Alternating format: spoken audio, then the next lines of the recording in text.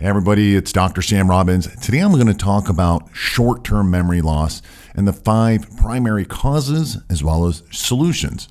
Now, my mom and just older people in general are typically complaining about how their short-term memory is horrible.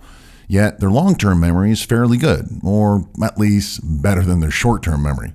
And my mom is also worried because of her short-term memory problems that maybe she's going to get Alzheimer's or dementia or Parkinson's, which I can certainly understand why, because as we get older, that increases the odds of getting these diseases. Honestly, I also hear people of all ages complaining about having poor memory, myself included at times. Partly, I think it's because we have so much going on these days, being pulled in so many different directions due to technology, that it can be hard to focus and really just be in the moment. Of course, there are other important factors which are scientifically linked to short-term memory loss, such as hormonal imbalances, poor blood flow and circulation, stress, poor sleep, as well as inflammation. So today, I'm going to quickly talk about the causes and those solutions to help improve your memory short-term and long-term at any age, young and old. Now, before I start, I got to tell you that genetics always plays a role in everything. So if you have a family history of memory issues, such as Alzheimer's or Parkinson's or dementia and so forth, like I do, then you really need to make improvements in your life so you can help avoid these issues or at least delay them as long as possible. So today, I'll discuss the 5 major causes of memory problems as well as the 5 simple solutions. The first is aging, because aging is always a factor. Getting older causes a lot of problems. And this is partly because of the physical changes that happen to the brain. It can actually start to shrink, as well as there are hormonal changes and imbalances due to aging. So the solution is, well, obviously we can't stop aging, but we can slow down the negative effects of aging with improved lifestyle and attitude, which are both important. For example, doing something youthful every day, whatever it may be for you, causes your brain and the body to act youthful and thus stay youthful. Try to schedule in some fun time every day, or at least once a week. Now, you don't want to turn into a grumpy old man or a bitter old lady, and that's why I really believe that if you act young and do young things, the brain and the body will continue to stay young. The next problem is poor sleep, because poor sleep is always a major issue with memory, especially short-term memory. And older people typically don't sleep enough or don't have deep quality sleep. Thus, the brain doesn't process and file away and store the day's information, and thus you end up having memory problems, short-term memory problems. So the solution is you really need to prioritize your sleep, which is something that I've had to do for myself. And I've spoken about this topic in detail, and below this video in the description area, I've got great solutions and additional videos and tips and other aspects that's easy to implement and works quickly at improving your sleep. The next factor is stress. And stress is a factor that, it affects everything in the body. And a lot of it is due to the negative changes in your hormones because of stress. But it also leads to poor blood flow and also poor blood sugar levels. Now, listen, having disempowering emotions or negative emotions, stressful emotions, things like anxiety and worry and depression basically reduces your ability to also focus, and thus memory is impaired because you're constantly dealing with stress. So what's the solution to stress? However, you got to know that you can't control stressors in life, right? These things happen and it's not always under your control. But what is under your control is the meaning you give to stressful situations.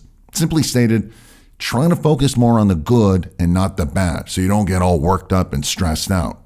Honestly, having that attitude of gratitude instantly gives you better perspective and decreases stressful emotions and feelings and thus stressful hormones. Trust me, it's just as easy to be positive as it is negative. They are both learned habits, and it's one of the hardest things to change if you're typically a stressful person or you tend to see a lot of the negatives. But I promise you, with practice and consistency of trying to see the good, you'll get better and automatically you'll be less stressed. Next, diet affects your brain and brain health in many ways. For example, high blood sugar is linked to Alzheimer's, and in fact, it's called type 3 diabetes. Also, not having enough healthy omega-3 fats, and on top of it, having too many omega-6 fats also causes your brain to not function optimally for a variety of reasons, one of the main ones being a higher inflammation. So what's the solution? You want to decrease inflammation.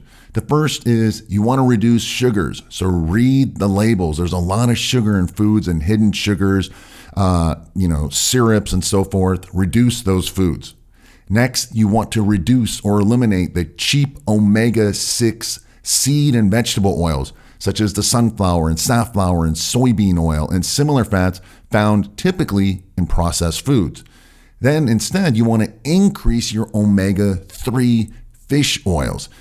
For example, eat more wild-caught salmon, or at least take maybe 3,000 to 5,000 milligrams of fish oil daily. Additionally, take various herbs and vitamins and supplements that reduce inflammation. They're very powerful. The next thing is exercise, and exercise is an issue that most people don't exercise enough or consistently enough, or they just kind of go through the motions, so they're not doing anything extra to get progress with their exercise. However, more importantly, not exercising the brain and thus learning new things causes your brain to slowly shrink, and then the pathways and neurons don't fire as well as they used to. You see, kids have excellent memories because they're always learning something new, and thus their brains are constantly growing. There's new pathways and so forth. So what's the solution? Exercise, especially your body and your brain. This means resistance exercises, improving muscle mass and so forth, as well as cardiovascular for your heart, your brain, and improving blood flow. Also, learn and do new things for your brain every day so you can exercise the brain.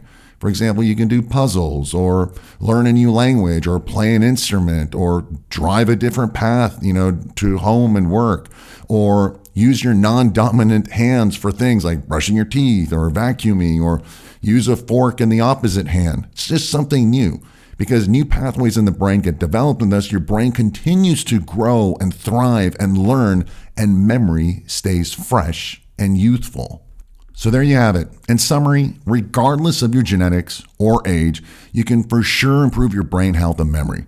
However, you must take action or else things will just get worse as we get older. Take a look below in the description area for important information and links and videos and articles and supplements that I mentioned in today's topic. So do this now while it's fresh on your mind and before you forget. Have a very happy and healthy day. And thanks for watching. Thanks for listening. Subscribe to this channel and click the bell icon so you'll be notified of similar videos when they're released.